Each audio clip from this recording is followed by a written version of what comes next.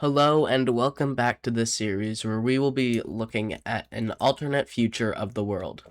So some of my earlier videos were kind of sloppy, and I would like to add some details that I forgot to mention / didn't show and added in later.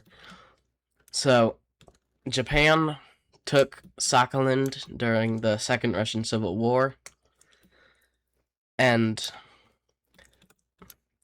Kaliningrad became independent and joined the Democratic Defense Organization, as well as the China's alliance is named the Beijing-Moscow Association, and the Green Alliance, for simplicity's sake, we can call it the Pacific Defense Treaty Organization. But with that out of the way, let's get into the actual content of the video. And Ethiopia will invade Sudan and Eritrea once again. Well, the first time, technically, Egypt and Sudan declared war on them, but that's not important.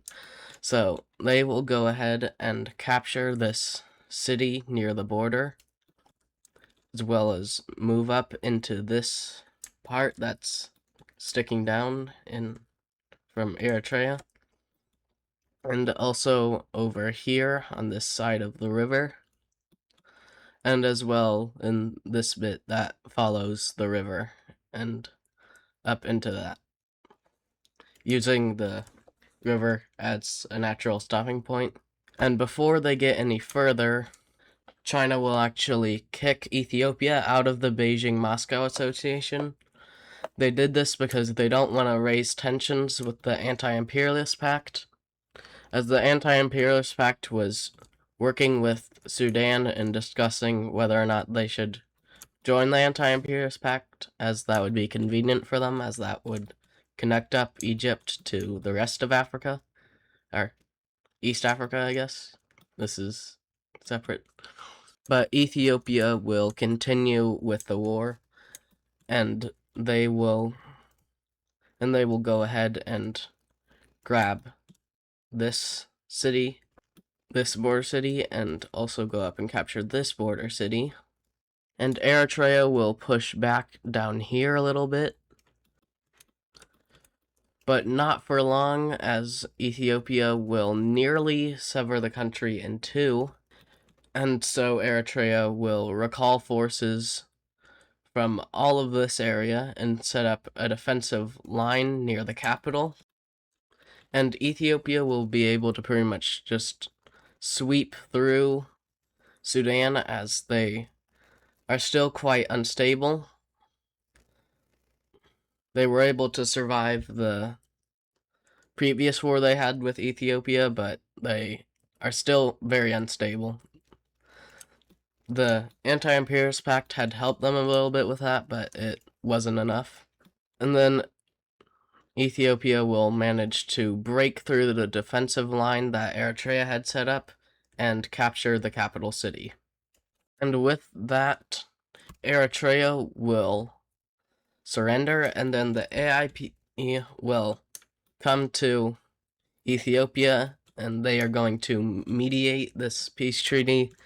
And also, this is also kind of them altering their previous peace treaty to sort of appease Ethiopia, as some of this land they took, particularly in the south and some from South Africa, was kind of unfair, and also what the Sudanese took. But let's take a look at this peace treaty between Ethiopia and Sudan and Eritrea, mediated by the Anti-Imperialist Pact.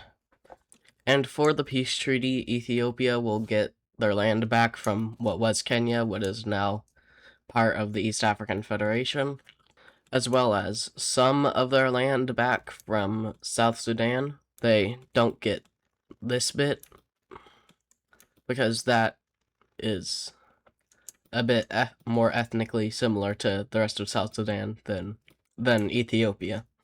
And they will get their land back from Sudan, and they'll annex all of Eritrea. And this will lead to a treaty between the Anti-Imperialist Pact and the Beijing-Moscow Association, where Russia will get all of Siberia back in exchange for the US getting some resource rights in the region. And they will also create an organization called the Fifth International between both the Beijing-Moscow Association and the Anti-Imperialist Pact. Now, you don't have to be communist or socialist to join this, but it is basically just an organization to help coordination between both groups and also help them coordinate aid to poor countries, so this way they can do that independent of the United Nations, as they view it as somewhat corrupt. And also, I guess, during the Second American Civil War, the UN probably would have moved to somewhere in Europe, probably like Brussels or something. Ethiopia's invasion into Sudan caused a bit of instability, making them even more unstable than they already were, as being Sudan, which is not known for being very stable. And Ethiopia invading Sudan caused some further instability in Sudan, which led to a civil war. And so the Red Group is an extremist group that wants to take full control over Sudan and then eventually get all of the Halaib Triangle that they split with Egypt, and also reunite with South Sudan. Or, well, invade them. But that's if they can even win this. And so they will manage to reconnect, or connect these two pockets, and go up here and capture the Halaib Triangle, the Sudanese part.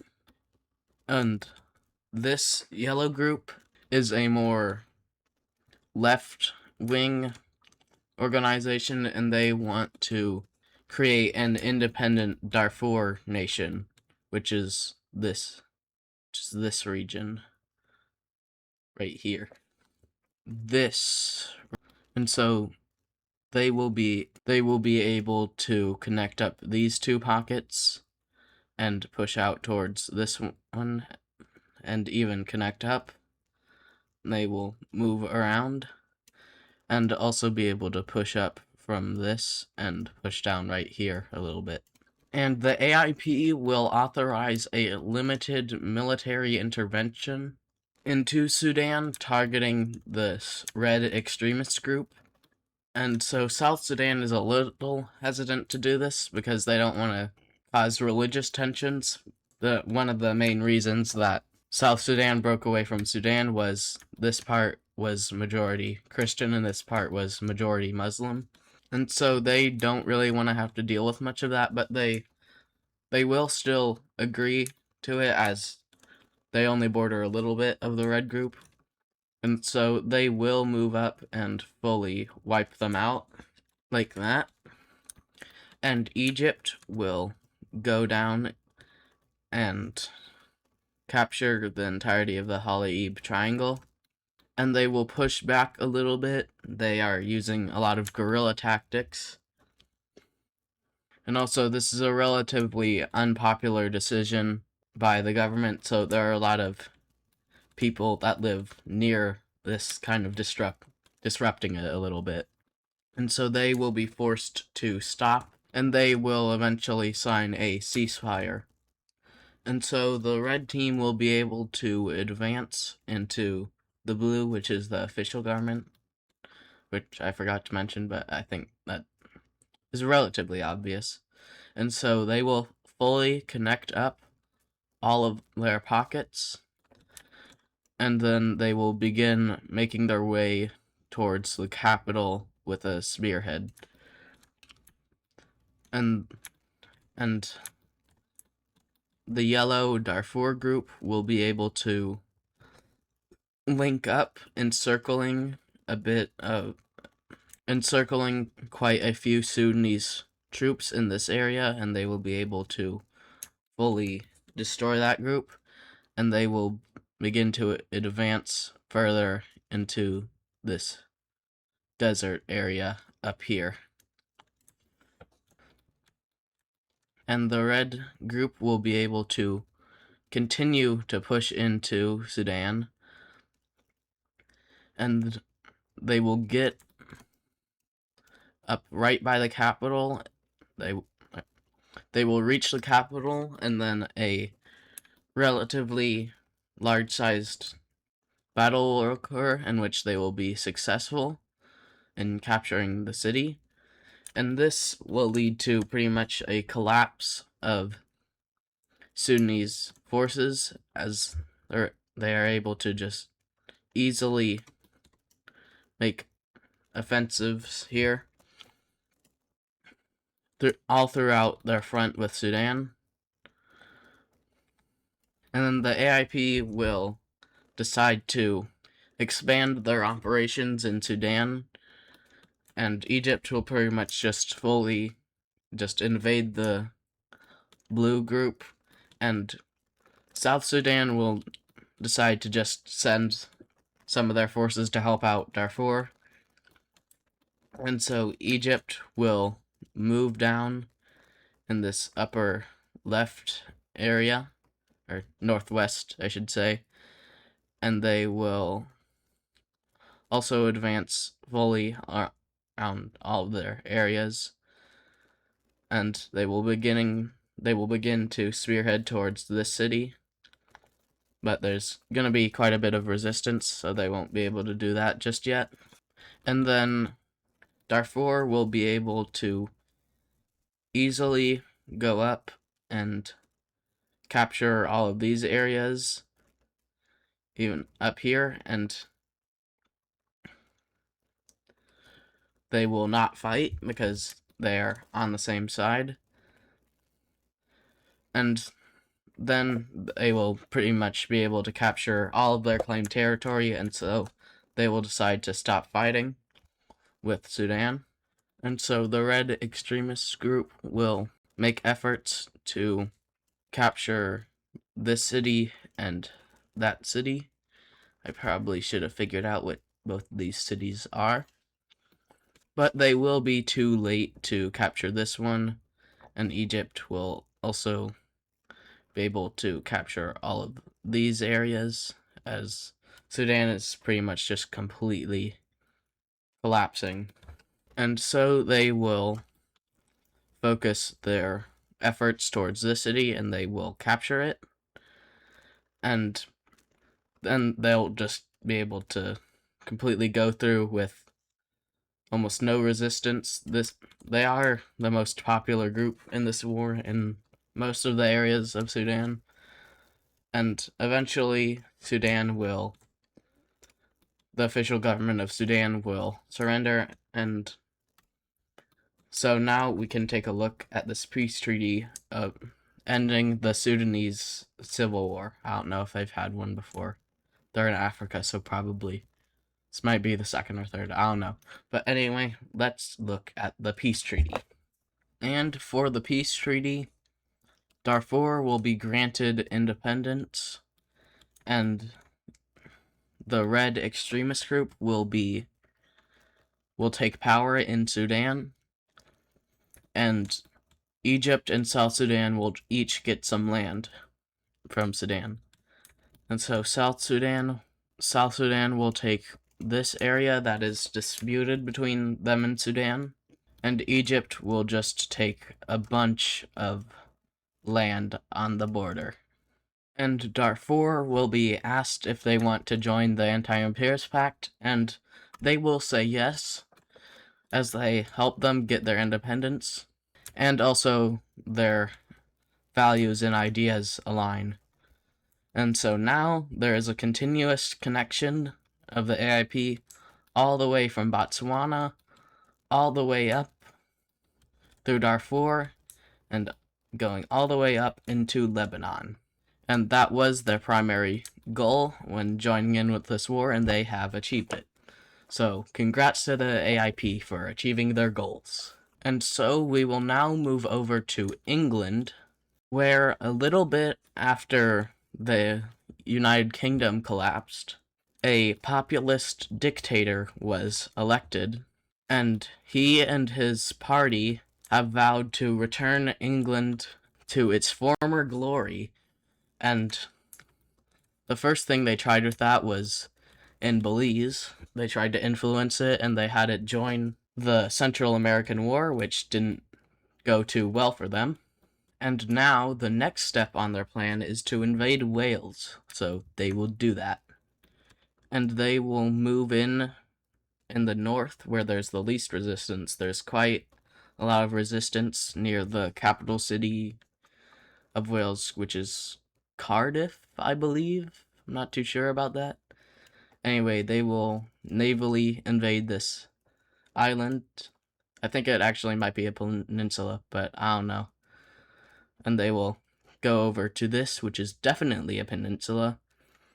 And then they will eventually capture the capital city.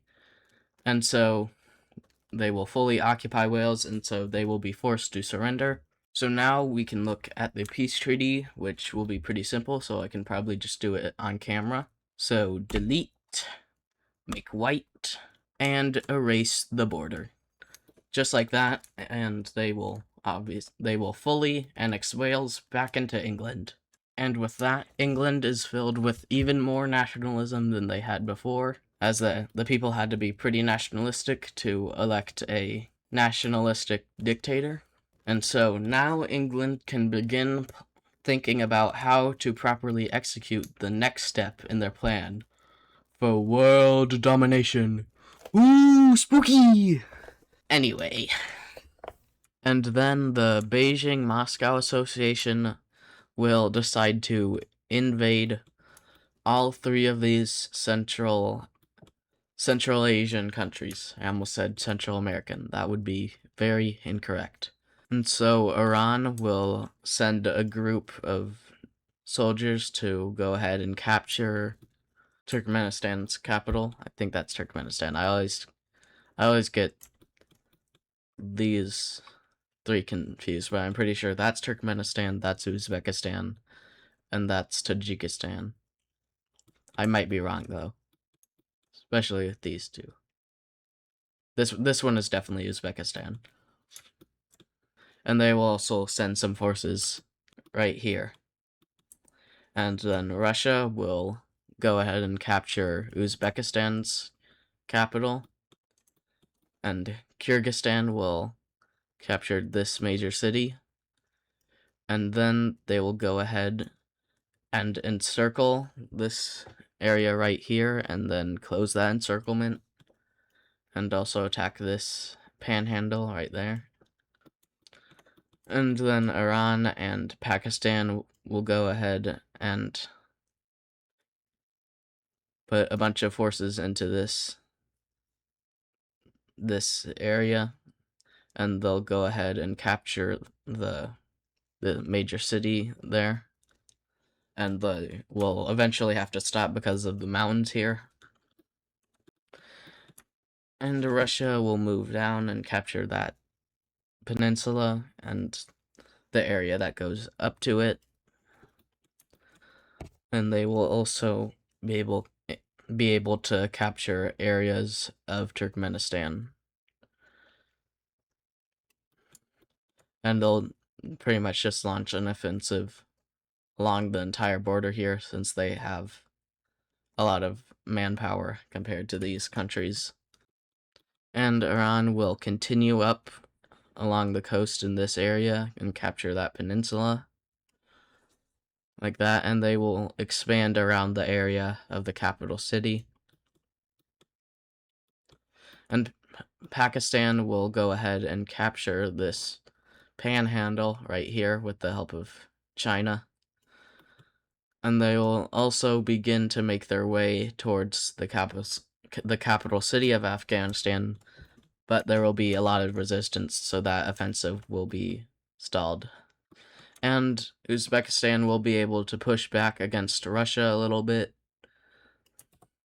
Probably not near that they're probably over here, as this front has quite a lot of logistical issues for Russia. But Russia will be able to make up for it by going ahead and capturing this major city and cutting them off from the. They'll be able to cut off all of these countries from the Caspian Sea, which will not be good for them. And Kyrgyzstan will be able to continue to move down and then capture this major city, which will lead to this area falling over to Chinese troops. They will make the decision to surrender over to invading forces. And then, using the momentum of that, they will be able to capture this major city right here. And so Uzbekistan will retreat from this area over here, so Russia will be able to advance along this front. And they will also be able to push through this area right here. And even launch an offensive towards this major city and be successful with that, which is quite surprising, as Afghanistan is famous for putting up quite a fight. And the invading forces will be able to capture this area right here and move in over here in Uzbekistan and be able to push down around here near this major city, which is helping them a lot with their logistical issues that they were having more so earlier, not so much anymore. And Iran will launch an offensive towards this major city, which will once again be successful, and that will allow them to capture quite a bit of the surrounding area. And Uzbekistan will realize that they're probably not going to be able to win this war, as they're a lot flatter than especially Afghanistan and Tajikistan, so they will make the decision to surrender. And Russia will use this opportunity to go ahead and capture this major city right here. And with no major cities left, Turkmenistan will also decide to surrender, leaving only Afghanistan left. They will be able to go ahead and capture this major city right here near the border and slowly advance along pretty much the entirety of Afghanistan, because they have like a lot of troops all going here between China and Pakistan. That's the number 2 and like number 5 most populated countries in the entire world, so they have a lot of manpower. And then they will eventually be able to capture Kabul. And with that, various groups will continue to fight on, but they will, for the most part, surrender. And so the invading forces will begin to implement their peace treaty, so we can go ahead and look at that peace treaty between the Beijing-Moscow Association and these 3 Central Asian countries. And so this is what Central Asia is gonna be looking like after this. So let's start here. So Iran will get these 2 territories from Turkmenistan, and that includes the capital, so Turkmenistan will have to move their capital to over there. And Iran will also get this territory from Afghanistan, and Pakistan will also get some territory from Afghanistan in the south and east areas. And Russia will get some territory from Turkmenistan and Uzbekistan, like this, getting this major city. And they will also get this territory from, and Tajikistan will actually be annexed in its entirety, or well, besides what Russia took, by China, as Turkmenistan is the ally that in Central Asia that China has been working with for the longest, and also there's some of their ethnicity in China, so it wouldn't be too wild for that to happen. And also, yeah, they're just a really friendly government to China, and also that's why Russia got to get this territory, because they weren't gonna exist anyway. And China will also annex these areas from Tajikistan. I think I called Kyrgyzstan Tajikistan on accident. But they will also get the Panhandle territory from Afghanistan. And so this is what it'll look like, and they will all have new governments installed and be forced to join the Beijing-Moscow Association. And then Bolivia, along with Peru, declare war on Chile, and then Paraguay comes to Chile's aid, as they know, apparently, now that Bolivia is being expansionist, that if they were to win this war, that they would be next. And they don't want to get invaded, so might as well invade them before they can invade you. And so Peru and Bolivia will be able to capture this major city right by the border, and be able to continue the offensive down before stalling near this major city once some more reinforcements arrive. And then Paraguay will be able to launch an offensive into Bolivia, but they won't be able to get that far, as they're pretty weak. And Bolivia will pretty easily be able to push them back into their territory. And then they'll even be able to push into Bolivia, as Paraguay has decided that their new strategy is just going to be to retreat and get into a more defensible position. Or they're just going to defend. I mean, this is already the rainforest. It's relatively easy to do guerrilla tactics in the rainforest. Just ask the US.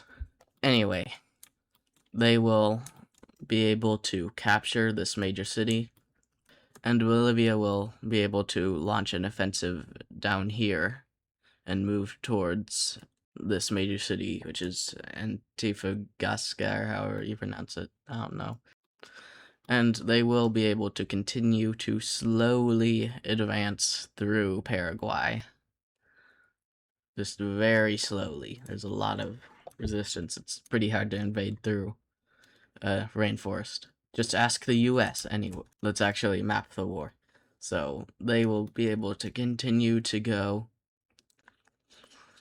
and get pretty close to the major city, but they will just continue to slowly advance into Paraguay, and eventually Paraguay will decide to retreat to the river, besides near their capital city, as they don't want that to fall. Like that. And then they will be able to capture Antofagasta. Antifa...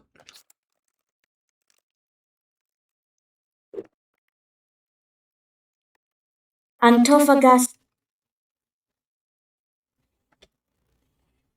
Antofagasta, Antofagasta. Yeah. Antofagasta, Antofagasta. Anyway, they will continue to advance in Paraguay, just very slowly, and they will be able to capture the capital city and they will fight for a little bit longer, but once this major city falls, they will decide that it's probably best for them to surrender, as they don't really see how they could win this war. And they will advance the combined forces of Bolivia and Peru. Now, with this cleared up, they will be able to advance even faster, and Chile will decide that it's probably better if they just do a conditional surrender and return the territory that they want. That they'll probably be better than continuing to fight and probably losing. So they will surrender, but they won't be like occupied. So this isn't very accurate. But now we can look at the peace treaty for this war between Peru and Bolivia and Chile and Paraguay. And so for the peace treaty, Peru and Bolivia will pretty much just get the territory that they used to control from Chile and Paraguay, like that. And they will also install a puppet government in Paraguay, since they were fully defeated, unlike Chile, which did a conditional surrender. And then Galicia will make the decision to they will make the decision to join up with Portugal. And then something which is kind of surprising, considering that we're in a second Cold War, is that the US, or the Anti-Imperialist Pact, and the Beijing-Moscow Association will go up to the Democratic Defense Organization and issue a proposal of an agreement where, if all three groups agree to, everyone will pretty much dismantle their nukes and agree not to make any more. And because of the Democratic Defense Organization will think about it for a while, and the Beijing Moscow Association and the Anti-Imperialist Pact will do this both formally and also publicly. And because of calls from the people to accept this, because the people don't really like nukes, they will reluctantly, but nonetheless, they will still agree. So that means no more nukes in this world. This definitely isn't me just trying to avoid dealing with nukes in a possible future World War III that may or may not happen. So the US and the rest of the Anti-Imperialist Pact have been helping Haiti out with a lot of the problems they have, which includes gangs, and criminal gangs and organized crime and other things.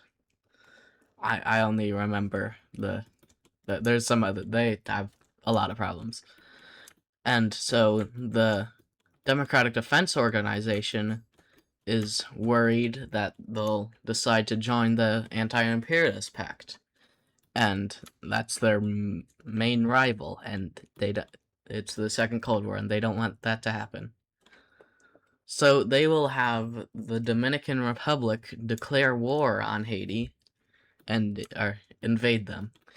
And so they will move in up in the north and a bit in the south, and they'll go ahead and capture this peninsula, and they'll move down, and the Democratic Defense Organization has given them a lot of money for their military, so they will be able to capture the capital of Haiti and fully occupy all of Hispaniola. And so now we can take a look at the peace treaty between the Dominican Republic and Haiti. And for the peace treaty, it will simply just be full annexation by the Dominican Republic. And then they will join the Democratic Defense Organization, as they're the one who gave them all the money for this war. And then all of the sudden, India full on enters a state of collapse / civil war. So this is pretty crazy. So the red is a radical / extremist group similar to the one in Sudan, and the yellow is the Tamil, I think that's how it's pronounced, ethnicity. They're a bunch of people of that ethnicity revolting. Same story with this light green, which is the Gujarati, and same story for the normal green with Bengali ethnicity, and the purple is there used to be a country here and so the red extremist group will.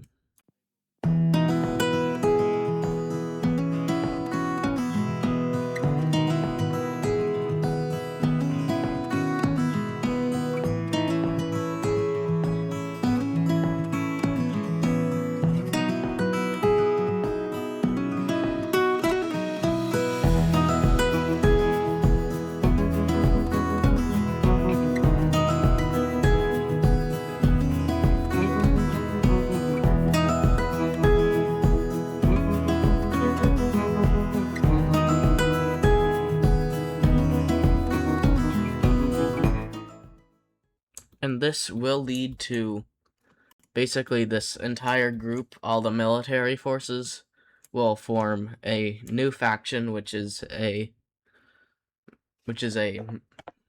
they want to install a military dictatorship in their area, and they will make peace with the Bengali revolt, and the Bengali revolt will make peace with the Sikkim.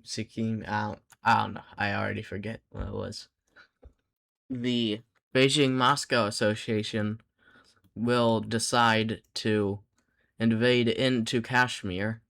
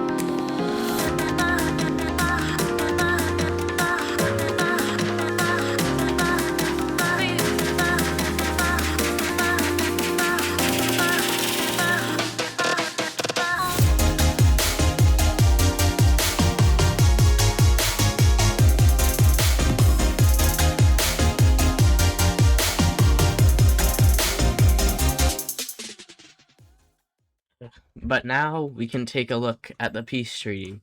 Oh my goodness, I forgot to record me talking about the peace treaty. That is really embarrassing. Anyway, the groups will get independence, and China and India will get Kashmir, and the the Bengali revolt will unite with Bangladesh, and the Tamil revolt will unite with Sri Lanka. That I feel really stupid. Whatever. Anyway, I'll like, subscribe, smash the bell, or whatever. But seriously, yeah, I get like no views and no subscribe. I don't even know if a real human being is gonna be watching this. I'm watching until right now. It might just be bots. But if you are a real human, yeah, also comment and watch my other videos. Hopefully, because of Adizzpro's Alternate Future of the World Season 3, I'll start to get some more views and subscribers. But goodbye.